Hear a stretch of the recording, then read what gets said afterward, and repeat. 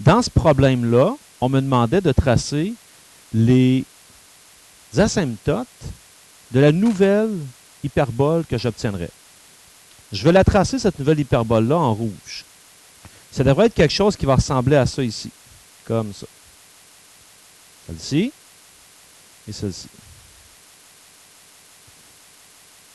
Il faut que je fasse attention sur mon dessin de ne pas me faire avoir avec celle que je vois là, qui en fait, le rectangle qui est là, de ne pas me faire avoir avec. Allons sortir des infos. Qu'est-ce que j'ai comme info jusqu'à maintenant?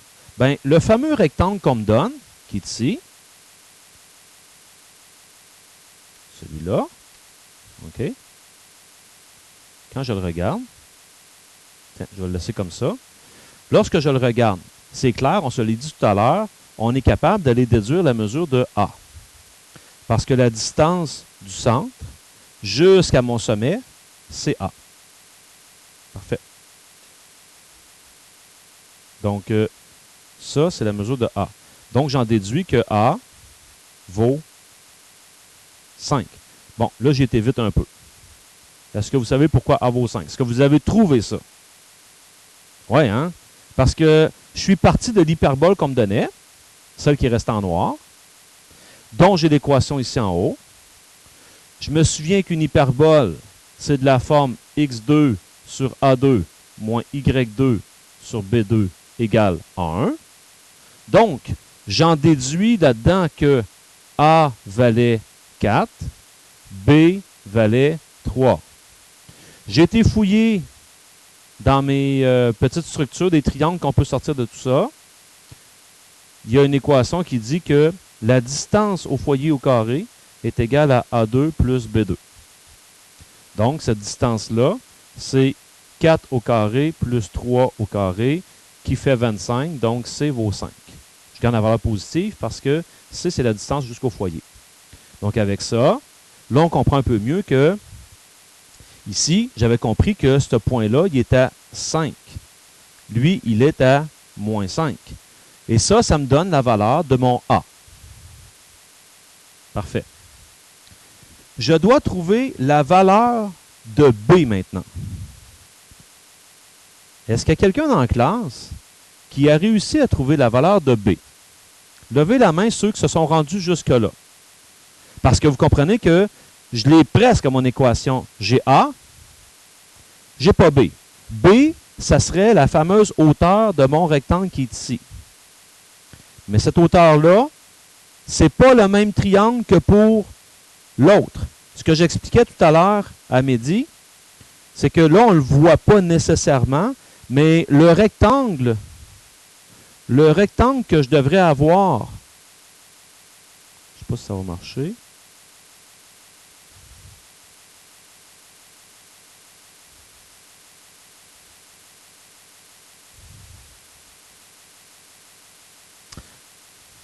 En fait,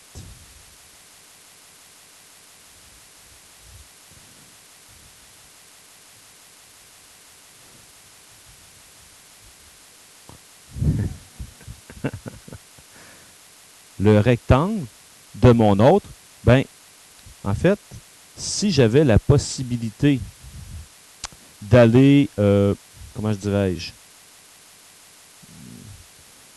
de connaître exactement la graduation de mes Y, je sais que je monterais jusqu'à 3.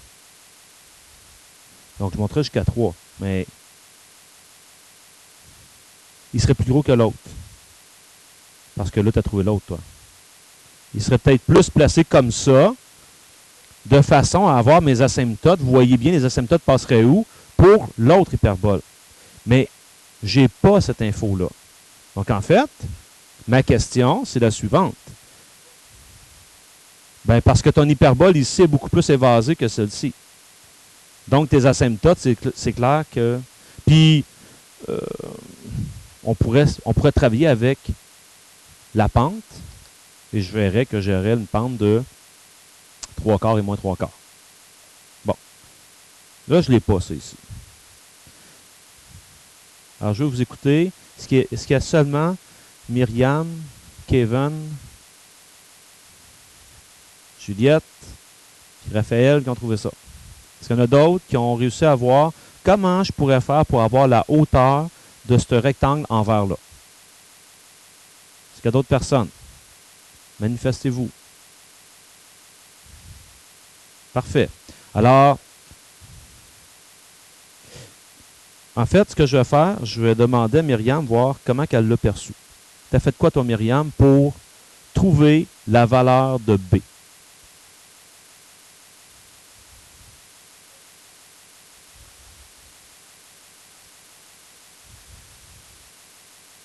L'équation de l'asymptote, OK? Ben.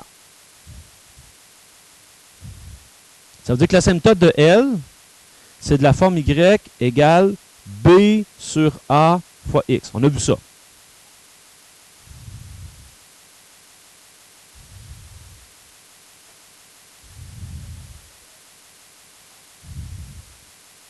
Alors, le coin du rectangle passe sur l'ancienne parabole. OK. Et là, tu en as déduit quoi? Ah oui. Ce point-là ici, j'ai son X. Il passe à 5 quelque chose. Et ce quelque chose-là, ça va être quoi? Ça va être mon B. Et ce point-là, tu l'as bien mentionné, ce point-là appartient à cette hyperbole-là. Donc, c'est une autre méthode que je dirais moins ardue que ce que tu as fait, Myriam, mais on va arriver à la même chose que toi. Et donc, tout ce que j'aurais à faire, ce serait de dire, OK, allons voir dans l'hyperbole qui est ici, à quelle valeur d'y, x est égal à 5. Je m'attends à avoir deux réponses possibles.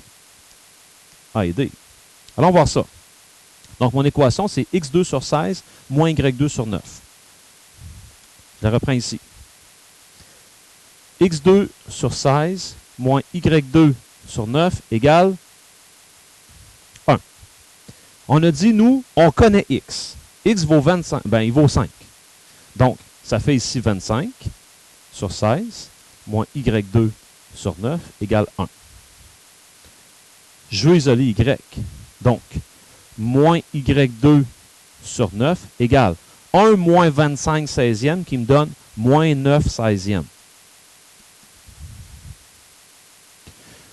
Multiplions par moins 9 de chaque côté de manière à avoir y au carré égal.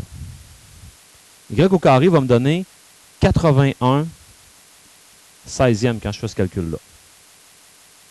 Et donc, si je veux la valeur d'y, y, c'est plus ou moins la racine de ça qui fait 9 quarts. La valeur à laquelle elle est arrivée tout à l'heure avec son système d'équation. Donc, qu'est-ce que je viens de comprendre? En me servant de l'équation que j'avais, plus le rectangle passait par cette courbe-là, je sais que ça ici, ça vaut 9 quarts.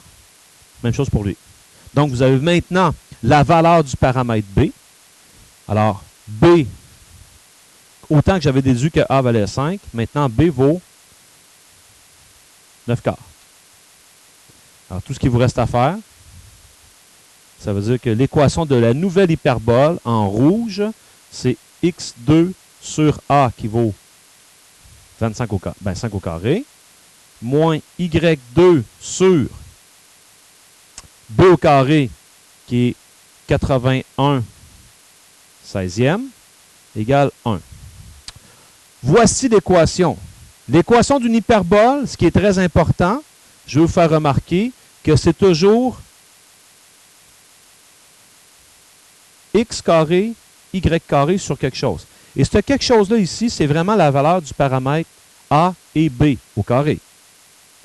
Il faut être capable de constater la chose suivante. On pourrait vous donner une équation équivalente qui serait celle-ci.